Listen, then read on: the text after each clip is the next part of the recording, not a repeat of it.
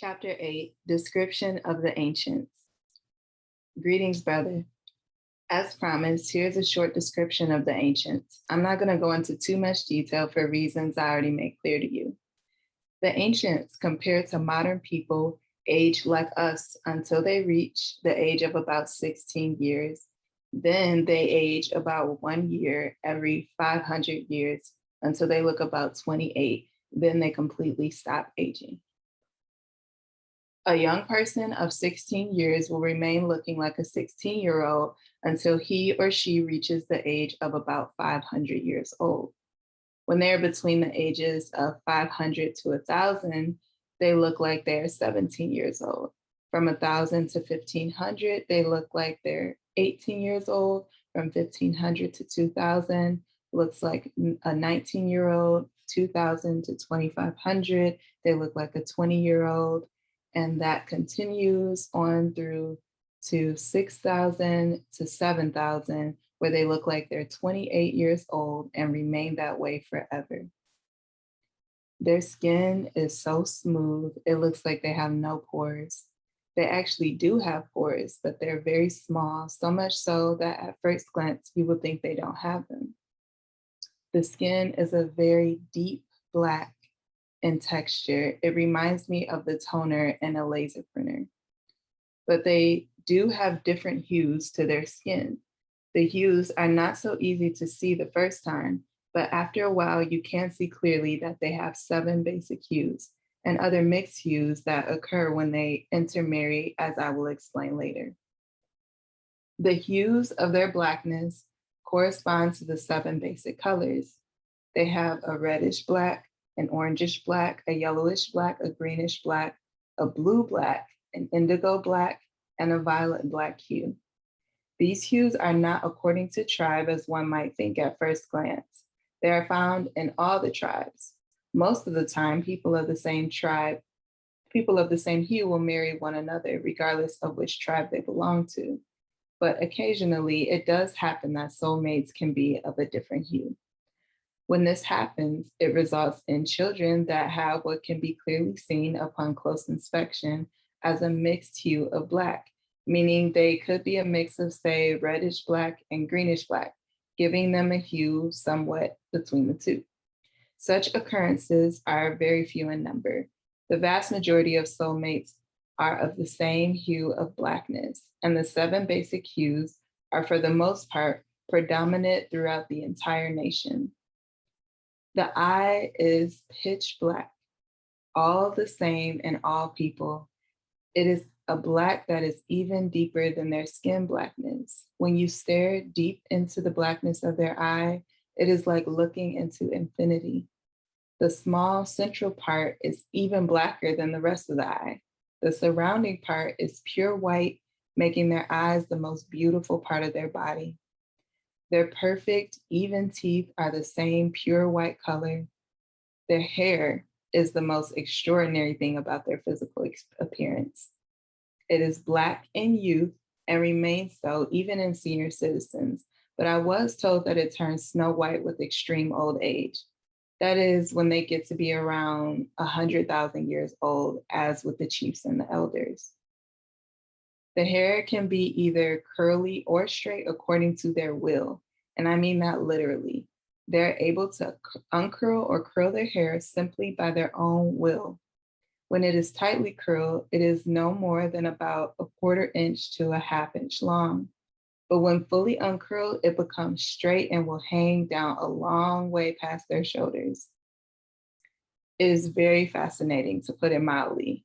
When one sees their hair looking very, very short and extremely tight curls, unwind until it is perfectly straight and reaches all the way to the waist in some women. As to why they sometimes have it in tight curls and other times hanging down straight has to do with their activities that require the hair to be in one condition or the other. This is quite natural for them. Their hair will curl or uncurl spontaneously without much thought from them, although they can make it do so at will. Now, 50,000 years ago, when we left civilization and went into the forests of Africa, we lost our natural ability to control our hair like the ancients. The conditions we were living in forced our hair to remain in tight curls all the time. This was necessary because during that time, we lived dangerously amid untamed animals that we no longer knew how to control with our minds. Added to that was the fact that we no longer engaged in rituals that would require our hair to hang loose and straight. So we never did straighten it from that time on. The hair strand acts somewhat like a long muscle. Although it is not a muscle, it reacts to electrical impulse. As one can see when the arm hair is raised by static electricity, or when a person is afraid and the neck hair stands up straight. When it is forced to remain in one position for a long time, it will atrophy in that position, just like a muscle will do. And so, after many millennia, the hair of those people who lived in forests on the African continent became permanently curled in tight spirals. On other continents, it curled only slightly, such as can be seen among the Maori of Australia, who are the descendants of those who came from Lemuria. Others, especially on the American and Indian continents, experienced the exact opposite. They engaged in some rituals that only required the hair to remain in a straight position, and it stayed permanently straight. When the time came for Yahweh and the Elohim to make the light races, among the 60,000 volunteers who went to the island of Pelan, the majority were the descendants of people whose physical changes happened on the African continent, and thus the majority had curly African hair. About a third of them had either straight hair or loose curls, such as can be seen among the ancient Greeks. When the scientists bred the races, they wanted them to be as widely different as possible from the majority of Black people on the island, who, as mentioned, had mostly African curly hair. They wanted the races to be different in both their hair and skin. So they selectively bred the light-skinned races, not only according to skin color, but also according to hair texture. When the first race came out, they mostly came out with long, loose curls. These are depicted quite accurately in the ancient Greek sculptures that can be seen even today. When the second race came out, they had succeeded in breeding out all the curliness out of the hair. And thus the last three races all came out with straight hair. And many, many centuries down the line, there was interracial marriage between these races, especially between the original Greeks and the Caucasians, such that some Caucasians inherited the Greek curls, as can be seen even today. On the other hand, the Black inhabitants of the island preferred curly African type hair, and thus the vast majority of purely Black people born on the island married mostly spouses who had that type of hair. When it became time for them to leave the island, there were almost none that any longer had straight hair. And thus, it is the situation today that the light-skinned races have straight hair, and the Israelites, the descendants of the original Black people of Pelan, have curly African hair, even though both the Israelites and the races came out of the same 60,000 ancestors. Going back to my description of the ancients, their bodies overall are just too beautiful to describe. They're simply the pinnacle of perfection. There's not a single person who looks like he or she is overweight or underweight. They have the kinds of bodies that we can only dream about. Their beauty is so perfect, it will make you cry. Their bodies have a natural protection from birth. It consists of a magnetic field whose extension can be controlled from close to the skin to as much as 10 feet beyond the body. With certain initiates, it can even be extended as far as they wish using their minds. This magnetic field is not what people call an aura. It is an actual physical field that can be seen plainly with the eyes when it is given color. Starting from when they are children, it reacts instinctively to the surroundings. When they reach the age of about 7 years old, they are able to control it to some extent. It has several functions. One of its functions is to protect the body against anything that could cause harm.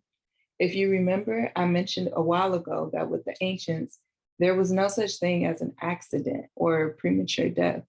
This magnetic field is part of the reason why that's so. If a person were to find himself in a situation that could cause harm to his body, then the magnetic field would extend instinctively to protect the body. Of course, such situations never occur in real life because their lives are preordained and accidents are not a part of their learning curve, as is the case with modern people. But to explain how this field works, imagine that a person was busy at a construction of a large building, such as a temple, being built with massive blocks of stone that weigh several tons.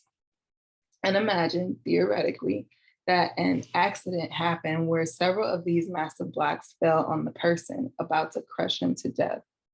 If such a thing were to happen, then the magnetic field would naturally extend out a couple of feet all around the person to create an impenetrable shield, even if the person was fast asleep, because it is as instinctive as the hormones in our bodies. The block of stone would bounce off of the shield and not cause any harm to the person. It doesn't matter how heavy the stone is, it would not be able to penetrate this natural shield because magnetism is the hardest physical substance in existence.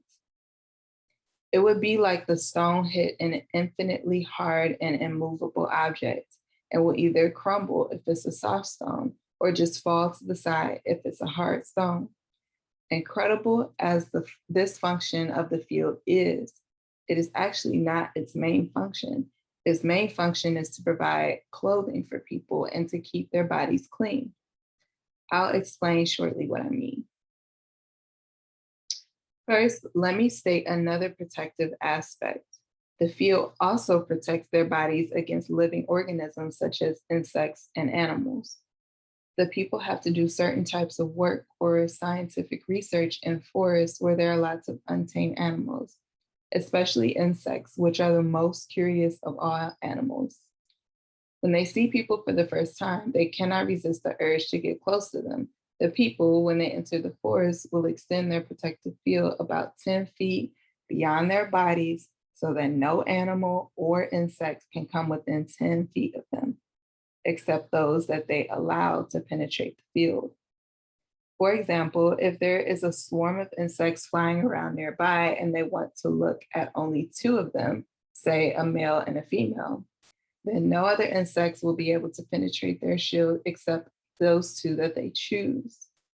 They have such perfect mental control over the mind of all animals that those two insects will find themselves being urged to come close, even land on their hand. If they wanted to, they could lie down in a forest full of wild animals and all kinds of insects and other microorganisms. And no matter how curious they got, not a single one would get within 10 feet of the sleeping body. They also place this magnetic field permanently in the openings of their houses, where modern people would normally put doors or windows. To enter the house, they simply walk right through the field, but other things such as rain or dust, even animals, cannot enter. Now, the main function of this field is to keep the body clean and provide clothing. There is another function related to transportation, but only for a certain level of initiates. The ancients never ever have to take a bath, but of course they always do, being especially fond of swimming. But this is not to clean their bodies, it is rather to interact with the water element for specific reasons, which I will not go into here. But their bodies are kept clean at all times by this same magnetic field, and this includes their teeth. It acts as a natural sanitizer, removing excess fluids from their pores, as well as old skin that peels off and removing anything that sticks to their skin from the outside as soon as they give the mental command. Thus, their bodies are kept perfectly clean at all times. In addition, when they grow to be about 7 years old, they're able to change the vibration of the field and give it colors. That is how they make clothes for themselves. Before the age of 7, the children just walk around naked or are dressed by their parents or older relatives, as the case may be, who do so by influencing the child's field. But after 7, they're able to dress themselves by changing the colors of their own field. All people, all things for that matter, have what is called an aura. This is an ultra physical field of many colors that today can only be seen by those who train to see it. In ancient times, all people saw it naturally without any training. When the ancients make clothes for themselves using the magnetic field, they make it correspond in colors as closely as possible to their aura. Now, every person's aura is different. The higher the initiate, the more spectacular their aura is, and the more intense are the colors. During certain important functions, such as the higher rituals, the high initiates will duplicate the colors of their auras perfectly with their magnetic field clothing. During such festivals, one can easily separate all the levels of initiation among the participants simply by looking at their clothes. Now, these are real clothes. They have been called garments of light by some that have seen them. They're intensely bright and are what some in ancient literature have called raiments of light, as when John reported seeing Jesus with the white garment so bright that no fuller or bleaching on earth could achieve that level of whiteness. The making of colorful clothes in this age, as can be seen in the beautiful, colorful apparel of the ancient Egyptians using actual cloth, is but a feeble attempt to mimic the natural clothes of light worn by the ancients. Watching them move and watching the children play is quite something. Imagine the elegance of a cheetah combined with the grace of a butterfly and the sure-footedness of a lion, and then multiply that times 1,000. That will give you some approximation of their graceful movements. They have many, many games that they play, both adults and children. All their games are cooperative in nature. They never play games for the sake of competition. To the uninitiated eye, some of the games may indeed seem like games of competition, but that's never the case. For example, they have a game that is the equivalent of what we call tug of war, played by adults. This is a mental game where 2 or more people will try to pull an object to themselves. You will see an object floating in the air between the contestants, both sides concentrating to pull the object to themselves. Those with the stronger, more developed minds will always win.